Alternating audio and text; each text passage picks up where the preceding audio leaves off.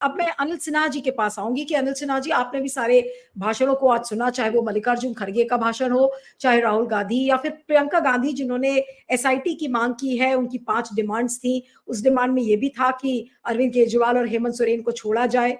White paper की बात आई Derek O'Brien की तरफ से कि जो पुलवामा में जो अटैक हुआ था उसको लेकर एक व्हाइट पेपर आना चाहिए। आज जिस टोन एंड टेनर में सारे नेताओं ने लोगों को एक संदेश दिया है, उसे देख के आपको क्या लगता है कि क्या वाकई में बीजेपी की बौखलाहट आज इस महारैली के बाद बढ़ जाएगी? नहीं नहीं, ये तो पक्का है, क्योंकि देखिए इसमें सबसे बड़ी बात ये थी कि जो डाइवर्सिटी का कन्वर्जेंस हुआ। कन्वर्जेंस है क्या कि इलेक्शन के पहले तक, मतलब पहले एक पहली रैली है इलेक्शन डिक्लेयर होने के बाद, इतनी बड़ी रैली। एक रैली बॉम्बे में हुई और दूसरी बड़ी रैली, मतलब इलेक्शन डिक्लेयर होने के बाद 2 रैलियां हो गई। और 2 रैलियों में दोनों बहुत इंपॉर्टेंट जगह, मतलब जो नेशनल सेंटर है डिस्कोर्स का, मुंबई और दिल्ली दोनों में ये रैली हो गई। और ये 2 मुंबई से लेकर यहाँ तक आते आते हम देखते हैं कि जो बीच में सीट शेयरिंग को लेकर के और ये लेकर के जो बीच में कुछ कुछ लोगों में मनमुटाव और तीखापन आ रहा था, वो एक तो ये जरूरी था कि ये इसके पहले ये खत्म हो जाए, तो वो खत्म हो गया। सब लोग आए और अच्छा इसमें है क्या कि सबकी व्यस्तता थी अपने अपने इलाकों में। लोग नॉमिनेशन फाइल कर रहे हैं, नॉमिनेशन वापस कराना है। सीट शेयरिंग अभी भी मतलब लास्ट फेज में हो गया, कहीं पर वो काफी पीछे है, काफी पीछे मतलब कुछ सीटें बची हुई अभी भी। ऐसे सिचुएशन कम से कम महाराष्ट्र या बिहार ये सब में कोई एक कुछ कुछ सीटों पर अभी भी पेंच है। ऐसे समय में उन लोगों को ये जरूरी लगा कि इंडिया गठबंधन की नैरेटिव को, मतलब इसको यूनिटी को इकट्ठे सबके सामने रखे।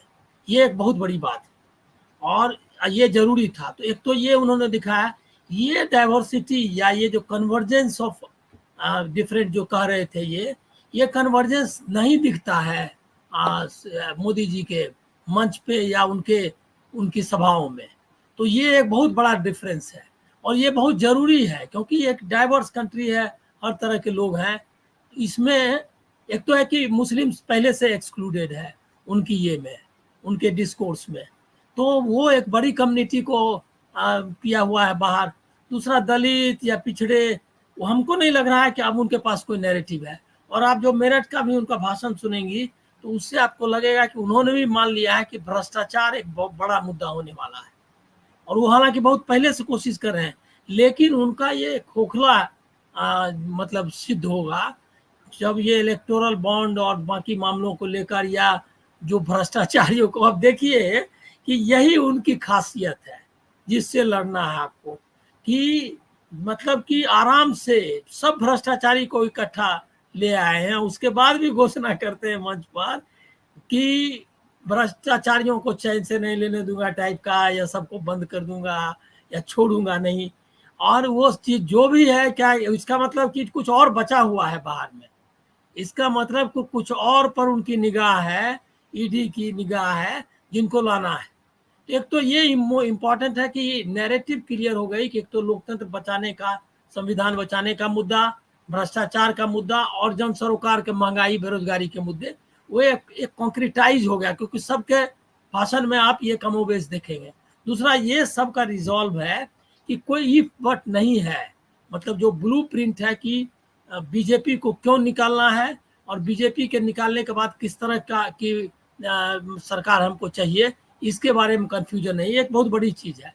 तीसरी बात कहूंगा कि ये जो रैली हो गई, अब इसके बाद आपको एक जो कोहेरेंस यहाँ है वो डिसेमिनेट होगा। अब बाकी जगह भी जो है वर्कर्स जो है लोकल लेवल पे उनका या आपस में तालमेल बढ़ेगा। तो हमको लग रहा है कि फाइट की एक नए सिरे से या नई ऊर्जा के साथ शुरुआत हो गई है, जो कि बहुत आसान नहीं होगा इस चुनौती का सामना करना बीजेपी के लिए। अब अनिल जी, मैं अब आपके पास आती हूँ कि आज भी देखिए अनुराग ठाकुर और बीजेपी के तमाम स्पोक्स पर्सन ने इस नैरेटिव को गढ़ना शुरू किया कि देखिए ये जो मेला लगा हुआ है रामलीला मैदान में, ये ठगों का मेला है। बीजेपी, दिल्ली बीजेपी की जो यूनिट थी उसने एक पोस्टर निकाला कि, और उस पोस्टर्स में सारे जो इंडिया अलायंस के जो लीडर्स हैं उनकी तस्वीर लगाकर ये ठग्स का मेला है, मेला ऑफ ठग्स ऐसे कुछ करके वो पोस्टर था। लगातार वो आज भी ट्रेंड भी करा रहे हैं, हाँ वो हाँ, इसी को तो ही ट्रेंड करा रहे हैं। जी बिल्कुल। और जो मैं कहना चाह रही थी कि आज प्रधानमंत्री नरेंद्र मोदी ने अपनी मेरठ वाली जो रैली थी उसमें संबोधन करते हुए आज भी उन्होंने विकसित भारत का जिक्र किया। उन्होंने ये कहा कि हम तो देखिए 5 ट्रिलियन इकोनॉमी को बना देंगे। वो तमाम बातें जो क्लीशेड उनका जो एक भाषण होता है वो हमेशा वही सुनने को मिला।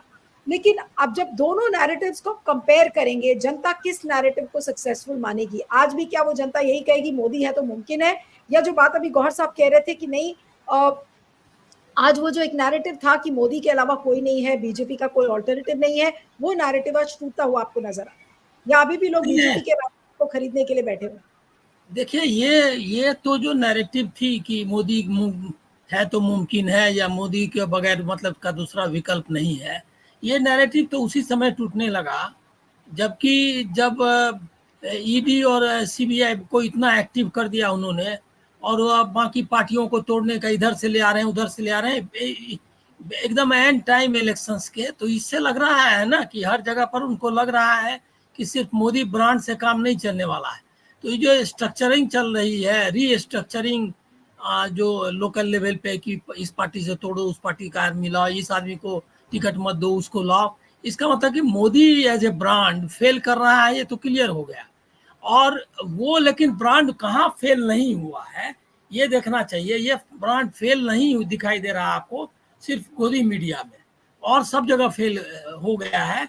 गोदी मीडिया अभी तक मानने के लिए तैयार नहीं है, लेकिन मैं देख रहा हूँ एक जिसको परसेप्टिबल चेंज कहते हैं, देखने लायक जो चेंज दिखाई दे रहा है मुझको गोदी मीडिया में भी, कि वो कन्विक्शन ऑफ मोदी के पक्ष में जो नारे लगाते थे वो अब हेडिंग लगाते भी हैं तो, लेकिन थोड़ा सा जरूर डरने लगे हैं कि एक तो है क्या कि वो कहीं ऑफ द मार्क ना हो जाए, मतलब एकदम पूरा ज्यादा ना लगे।